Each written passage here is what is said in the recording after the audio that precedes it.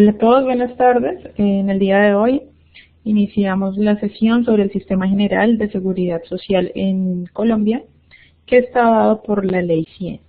Este tema lo vamos a encontrar en una de las actividades, ¿cierto?, que tenemos que entregar y hace parte de la actividad Proyecto 6, ¿sí? Es de hecho la última actividad de esta actividad de proyecto. Entonces, bueno, vamos a empezar con el tema, ¿listo? Inicialmente, pues es un tema que nos toca a todos, sea o no parte de la producción de multimedia. Recuerden que la formación en el SENA es integral, ¿sí?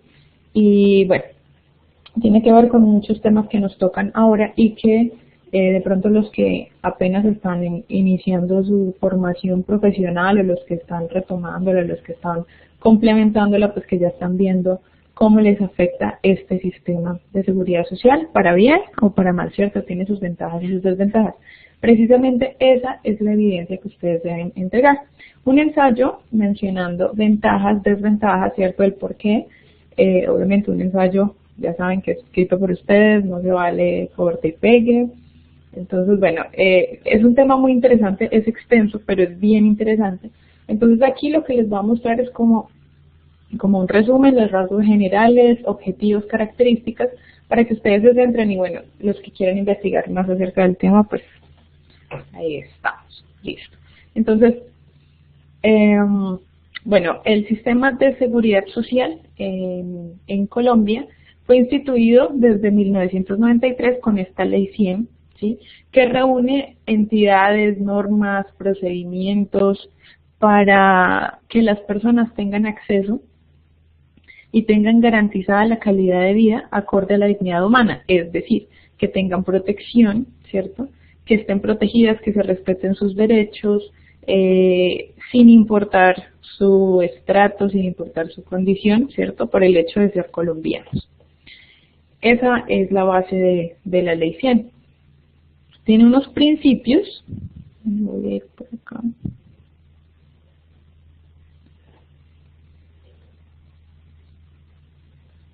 Listo, tiene unos principios. El primero es la universalidad, ¿sí? Segundo, eficiencia, solidaridad, integralidad, unidad y participación. Entonces, no sé si ustedes recuerdan, pero antes de la Ley 100 habían de pronto muchas inequidades, sobre todo en la parte de salud, ¿sí? Entonces, este principio, el primero, es casi que el más importante y es la universalidad. Entonces, ¿qué nos dice? Pues que todas las personas, por el hecho de ser colombianas, deben estar cubiertas, ¿cierto? Que sus necesidades y sus contingencias, como lo dicen ahí, es decir, accidentes, enfermedades, bueno, todo lo que pueda venir de una enfermedad profesional, de una enfermedad natural, digámoslo, pues debe estar cubierto, ¿cierto? Entonces a esto nos referimos con la universalidad. En este momento ya vamos casi que más de 20 años de esta ley, ¿sí? Y estamos un poco más del 90% cubiertos en Colombia, ¿sí? Entonces todavía hace falta un poco para que sea universal y ustedes saben que siempre encontramos personas que dicen pues no tienen los servicios o de pronto en el municipio donde están no es fácil que lleguen. Entonces esta universalidad pues como que a veces se queda en papeles, ¿sí? Tenemos eficiencia, tenemos solidaridad, unidad y participación y pues la integralidad, ¿bien? Ya vamos a ver por qué es solidario, integral, bueno, ya todos entendemos pues que es integral, y bueno, la unidad y participación es porque se supone que todos deberíamos estar participando en la vigilancia y en el desarrollo de este sistema, ¿listo?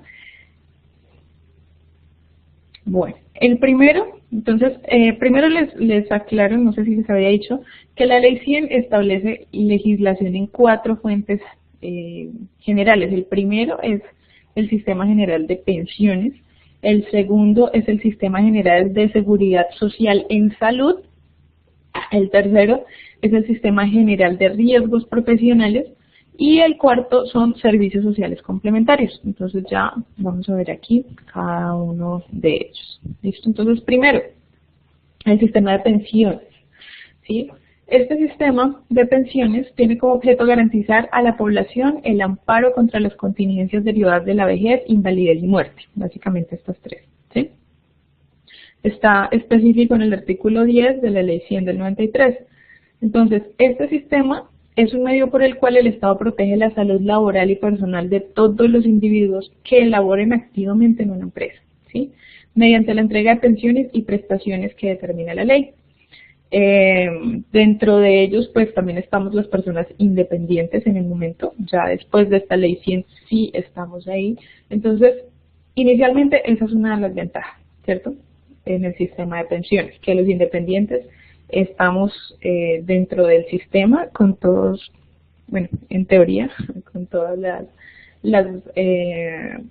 los derechos, ¿listo? Bueno, las pensiones que se ofrecen en este sistema son las siguientes. La primera es pensión de vejez, pensión de invalidez, pensión de sobreviviente y auxilio funerario, ¿sí? Estos son las pensiones a las que puede acceder una persona que cotiza dentro del sistema de pensiones, ¿sí?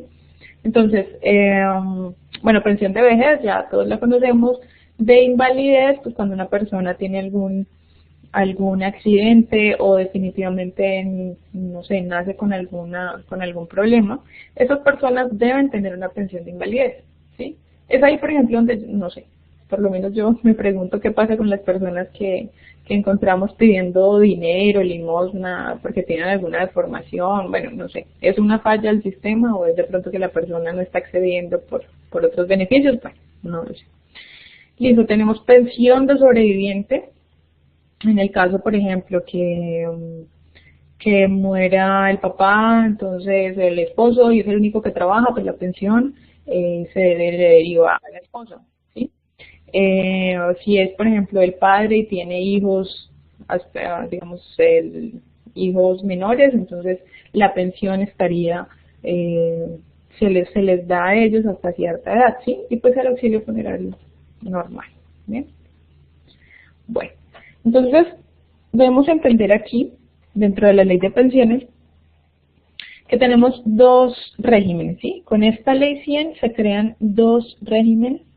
El primero, de hecho ya estaba, digamos, el primero ya estaba, régimen de prima media, que es básicamente el antiguo Instituto de Seguros Sociales, que ahora es Colpensiones, es el mismo régimen que se trabaja, ¿sí? Pero se instauró otro que es el régimen de ahorro individual con solidaridad, ¿sí? Entonces, en la primera importan la edad, las semanas cotizadas, ¿cierto? Para la vejez. Y lo administra Colpensiones, ¿sí? Que es una entidad del gobierno. El segundo es un régimen de ahorro individual con solidaridad, donde importa solamente el capital ahorrado para la vejez. Y es administrado por fondos privados, ¿sí? Colfondos, Porvenir y Protección, que ya ahorita cambiaron de nombre. Bueno, ellos cambian ahí de nombre cada rato. ¿Listo? Entonces vamos a ver cuáles son como las ventajas y desventajas de cada uno. Entonces, el primero, que es el régimen de prima media, como les decía, que es el de Colpensiones. Entonces, para liquidar una pensión, se tiene en cuenta el promedio de los 10 últimos años, ¿sí? De los salarios cotizados en el sistema. Entonces, digamos, esta entidad le va a otorgar al beneficiario el 65% de ese promedio, ¿sí? De los últimos 10 años. Le entrega el 65% y además el gobierno sobre este 65% da un subsidio, ¿sí? Entonces, aquí tenemos un ejemplo. Si el promedio fue de 5 millones, ¿cierto? Ojalá pudiéramos, si el promedio fue de 5 millones en los últimos 10 años, el adulto mayor recibirá en su pensión más o menos unos 3.250.000 pesos, ¿sí? Gracias a que, digamos, al promedio de sus últimos 10 años, al subsidio que da el gobierno, ¿sí? Entonces siempre va a tener este valor hasta que tenga vida, ¿sí? Entonces si el señor o la señora llegó hasta los 90, 98, 100, no sé, hasta ese momento va a recibir ese dinero, ¿sí? Pero ¿qué pasa? También tenemos el ahorro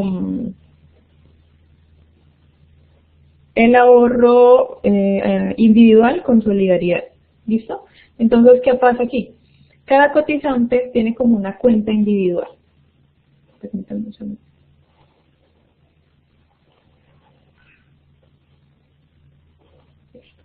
Entonces, cada cotizante tiene es como si fuera una cuenta de ahorro, ¿sí?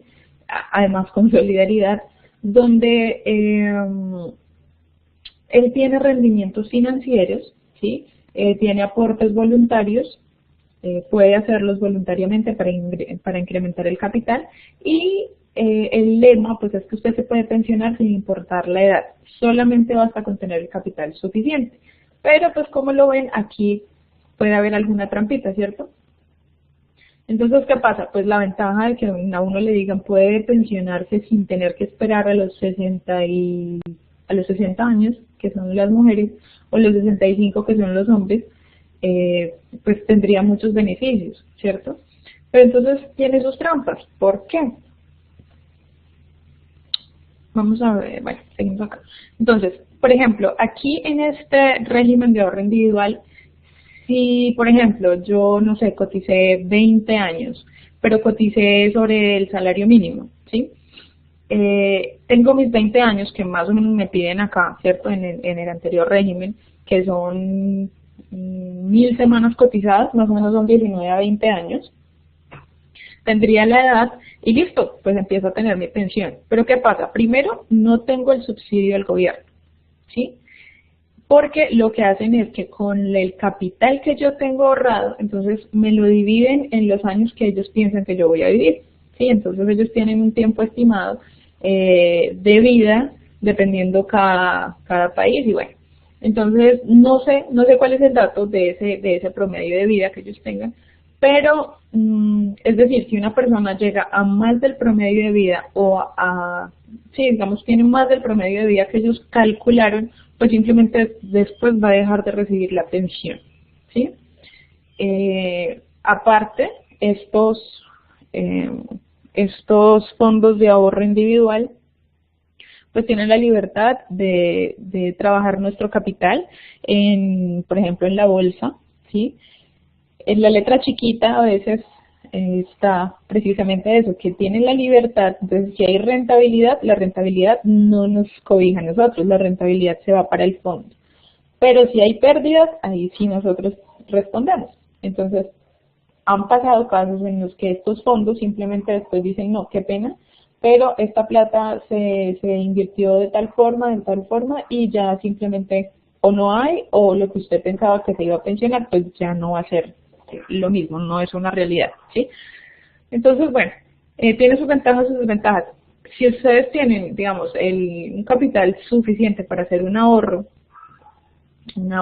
pues alto, valdría la pena estar en uno de estos fondos.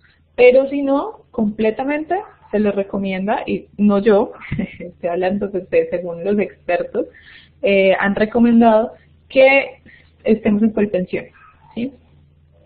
Entonces, bueno, ahí les dejo el dato. Bueno, vamos entonces ahora a la salud, que es el segundo sistema que abarca esta ley 100. Este sistema es un conjunto de normas y procedimientos, tanto públicos como privadas, cuyo objetivo principal es garantizar a toda la población el acceso a un servicio público esencial de salud. Entonces posee dos objetivos fundamentales: regular el servicio público esencial en salud y crear condiciones de acceso al servicio para toda la población en todos los niveles de atención, ¿cierto? Ahí es donde hablábamos de la universalidad. Y entonces, ¿por qué? ¿Por qué se empezó a dar esta ley? Digamos que antes de 1993 la cobertura era apenas de un 28% en la población, ¿sí? Entonces, pues ustedes se imaginarán, sobre todo la población infantil estaba completamente desprotegida, ¿sí? Entonces, desde ahí empieza a haber una de las mayores ventajas en esta parte de la salud, digamos de las pocas ventajas. Primero, la universalidad. Segundo, que las tasas de mortalidad en la población infantil se redujeron inmensamente. Que todas las personas, sin importar sus ingresos, sus condiciones, pueden acceder a un sistema de salud, ¿cierto? No será el mejor, obviamente, pero pueden acceder, y esto ya es una ventaja que en muchos países simplemente no la tienen. ¿Listo? Bueno, era inequitativo, ¿sí? Porque pues además las cirugías y los procedimientos importantes solamente eran para las personas que las podían pagar. Y pues era ineficiente porque tenía un bajo rendimiento de la hora médica, es decir, 1.46 consultas por hora. Esto quiere decir que más o menos como unos 35 minutos por consulta. Que bueno, uno diría pues es lo justo, ¿cierto? Pues todos hemos visto ahora las consultas médicas que más de 15 minutos no pueden durar, de hecho no pueden durar. Ya el médico es sancionado si empieza a atrasarse en consultas. Entonces, bueno, ineficiente, no sé, ineficiente puede ser, pero entonces ya en el momento estamos como en el extremo, ¿no? Entonces ya a los 15 minutos ya son 4 consultas por hora, ¿sí? No 1.46, entonces vemos que pues más del doble. Y ya uno como usuario lo está viendo esos resultados. Listo. Tenemos las características básicas. Entonces, primero, el gobierno nacional está encargado de dirigir, regular, orientar y vigilar el servicio público esencial en salud. Entonces, tenemos un montón de organizaciones que deberían vigilarlo, que se supone que lo hacen, ¿sí? Muchas organizaciones. Y el gobierno es el encargado precisamente de vigilar este servicio, ¿sí? Segundo, todos los habitantes del país deben estar afiliados al Sistema General de Seguridad Social en Salud, debiendo antes, primero, pagar la cotización reglamentaria si es que tiene los recursos, si trabaja, obviamente, si trabaja, debe hacerlo, ¿sí? Si no trabaja, si es independiente, pues debería hacer una cotización, ¿sí? O adquiriendo este servicio a través del subsidio que será financiado con recursos fiscales de solidaridad y con ingresos propios de los entes territoriales. Entonces, ¿qué pasa aquí? Aquí hay uno de los mayores inconvenientes de esta ley, ¿sí? Porque, bueno, las personas que trabajan o que trabajamos, todas estamos obligadas a cotizar, ¿cierto? Esto lo sabemos todos y porque la cotización tiene un porcentaje específico. Obligadas, si no simplemente pues nada, o sea, el contrato no es válido. Pero ¿qué pasa? Hay personas que tienen la capacidad de pago, ¿cierto? Que trabajan de forma independiente y sin embargo se están adheriendo al régimen subsidiado. Entonces, este régimen subsidiado se está pagando con recursos fiscales, es decir, con todo el IVA, con todos los recursos que nosotros pagamos por el IVA.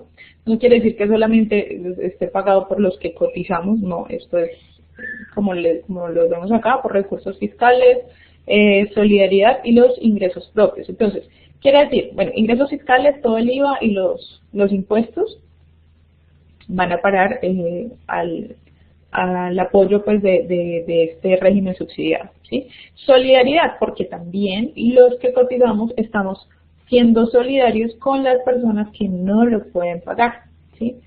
Y bueno, y los ingresos propios de los entes territoriales, ¿sí? Pero entonces hemos visto que este régimen, como está previsto así, pues no tiene como mucha no sé cómo decirlo, bueno, no es consistente, ¿sí? En el tiempo. Vemos que cada vez empieza a haber menos recursos, se cierran hospitales, se terceriza los servicios, bueno, en fin. Entonces, esta parte pues deberían ya en 25 años haber mejorado algo, pero pues parece que no. Entonces, todas las personas que se encuentran afiliadas al sistema reciben un plan integral de protección en salud que les da derecho a una atención preventiva, médico-quirúrgica, medicamentos especiales, y eso se conoce como el Plan Obligatorio de Salud o el POST, ¿cierto? Entonces hemos visto pues que han hecho pocos cambios en el POST y hay muchas enfermedades que están huérfanas dentro de este POST, ¿sí? Por ejemplo, las enfermedades psiquiátricas no están aquí y pues son enfermedades huérfanas, enfermedades por allá, no sé, las genéticas, y hemos visto pues ya como muchos casos que son enfermedades que simplemente no están dentro de este POST, entonces estas personas pues quedan desamparadas, entonces la universalidad empieza a fallar por ahí. Listo. El Sistema General de Seguridad Social, Fondo Solidaridad y Garantía, delega a las entidades promotoras de salud el cobro de las cotizaciones, ¿sí? Entonces, estas EPS son las que cobran las cotizaciones y desde ahí empieza como todo el sistema, ¿cierto? Entonces vemos pues que bueno, es imparcial, según la OMS, la Organización Mundial de la Salud, indica pues que el sistema colombiano es el más imparcial del mundo, ¿sí? ¿Por qué? Porque pues nosotros hemos visto que cualquier persona, cotice o no, tiene exactamente los mismos beneficios. A veces, a veces hemos visto, por lo menos yo lo he visto, que el régimen subsidiado tiene a veces más ventajas en atención y bueno. Entonces, una persona de cualquier estrato, tenga o no cómo pagar, por ejemplo, las cesáreas y las cirugías complejas, cualquier persona, ¿sí?, de régimen subsidiado o contributivo tiene exactamente el mismo derecho, cosa que no pasa, por ejemplo, en Estados Unidos, ¿sí? En muchos países donde simplemente, dependiendo del carnet, dependiendo de su cotización, pues tiene derecho a ciertos servicios, y si no, pues bueno, pague, ¿bien? Listo. Bueno, tenemos aquí algunas características, pero son muchas, entonces vamos a resumirlas. Ya habíamos visto que la afiliación de las personas está a cargo de las EPS, ¿sí? La cantidad promotora de salud recibe una unidad de pago por captación, es un UPC por cada afiliado que posea. Ahí es donde está el negocio, ¿sí? En este momento creo que está alrededor de 500.000, 400 algo mil pesos, que recibe la EPS por cada persona, ¿sí?, que esté afiliada a esa EPS. Esta es la UPC, ¿sí? Entonces, ellos reciben eso. A ver, ¿cuál es el problema? Que digamos el negocio de la salud no es como cualquier otro negocio, ¿sí? Entonces, por ejemplo, no sé, las empresas públicas de energía o de agua que simplemente dan el mismo servicio para todos, ya sea la cantidad, cobran la cantidad diferente, pero el servicio es el mismo, ¿sí? Pueden generalizar, las tarifas pueden ser iguales, pero en un servicio de salud cada persona es diferente, cada caso es diferente y se debe atender diferente y cuesta diferente, ¿sí? Entonces, ellos tienen una UPC, una unidad de pago por persona, por afiliado, ¿cierto? Pero, pues como hay afiliados que sí lo usan, que no lo usan, hay afiliados que tienen mayor demanda, ¿sí?, que tienen mayores gastos, entonces ahí es donde empiezan a ver como las discordancias y empiezan a flaquear ahí el sistema, porque pues mientras unas personas simplemente no lo usan o casi no acceden a estos servicios, otras personas pues están requiriendo mayores recursos dentro de él, ¿sí? Entonces, bueno, ahí es donde también empieza a haber como un problema, porque pues las entidades promotoras de salud tienen un costo básico por persona. Entonces, ¿qué van a empezar a hacer? A reducir servicios, a pagarle menos a los médicos, porque pues ellas no van a perder. O sea, estas son entidades privadas y ese es el problema dentro de este sistema, ¿sí? Que en realidad no es un problema si no hubiera esa corrupción. ¿Sí? Si de pronto el objetivo fuera la calidad de la salud, pero para ellos el objetivo es el lucro, ¿bien? Entonces, pues ellos siempre van a empezar a reducir los servicios o la calidad de los servicios para pues obtener mayor lucro. Bueno, las personas afiliadas tienen derecho a formar asociaciones de usuarios que representen frente a las entidades promotoras de salud. A esto era donde nosotros podíamos participar, ¿cierto?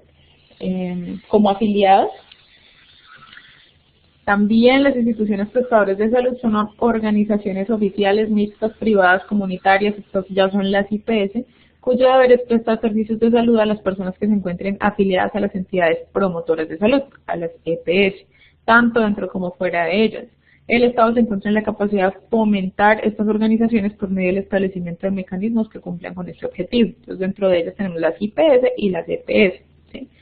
Bueno, existe un fondo de solidaridad y garantía cuyo objetivo principal es cubrir los riesgos catastróficos, accidentes de tránsito y demás funciones complementarias señaladas en la Ley 100 del 93. Este es el famoso FOSIC. ¿Listo? Bueno, entonces ya está ahí. Ustedes han visto ventajas, desventajas y pues la idea es que ahonden un poquito más en el tema. Ahora viene el tercero, que es el Sistema General de Riesgos Profesionales. Bien, dentro de este sistema, entonces, encontramos un conjunto de entidades, normas y procedimientos cuyo fin es atender a los trabajadores en caso de que estos se enfermen, se accidenten, como consecuencia del trabajo que desarrollan, ¿sí? A mi modo de ver, dentro del sistema, digamos, dentro de la ley 100, este sistema es el que se ha fortalecido, ¿sí? Porque este sistema es de cada empresa, y todas las empresas del país pues, tienen que cumplirlo. Entonces aquí nos están normatizando y han hecho, digamos que es de los mejores sistemas de riesgos en Latinoamérica. Los trabajadores ya tienen unas condiciones completamente diferentes, obviamente las empresas que cumplen, ¿cierto?, con ese sistema, pero también sabemos que las que no cumplen pues pueden ser sancionadas y demás. Entonces ya vamos a ver como unas características del sistema general de riesgos. En los objetivos, realizar normas industriales a nivel de empresas para prevenir y mejorar las condiciones del trabajo, ¿sí? Salud, beneficio, entre otros, que protejan a los trabajadores contra cualquier riesgo que se pueda presentar y afecte su salud en lugares de trabajo, tales como físicos, químicos, biológicos, ergonómicos, psicosociales, de saneamiento y de seguridad. Bien. Bueno, fijar la prestación para la atención de la salud de los trabajadores, las respectivas prestaciones económicas por algún tipo de incapacidad que se presente por un accidente de trabajo y enfermedad profesional. Bueno. Reconocer y pagar a las personas que sean afiliadas las prestaciones económicas por incapacidad permanente, parcial, cuando haya ocurrido un accidente de trabajo, enfermedades profesionales, muerte por origen profesional, solamente por y licencias, por ejemplo, como la de maternidad cuando se está trabajando. Prevenir a través de las actividades que busquen establecer el origen de los accidentes de trabajo, enfermedades profesionales y el control de los motivadores de los accidentes de trabajo en una empresa. Bien. Listo. Entonces, dentro de este sistema, como les digo, está muy fortalecido. Hay un montón de leyes después de esta, donde esta ley 100 se ha fortalecido en este sistema de riesgos profesionales, ¿sí?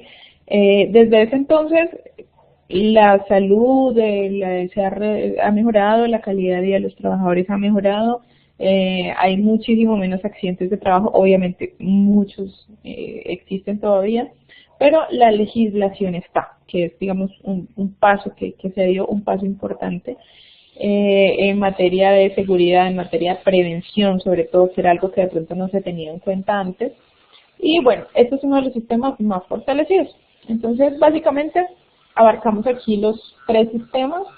El cuarto, ya estaríamos hablando de, por ejemplo,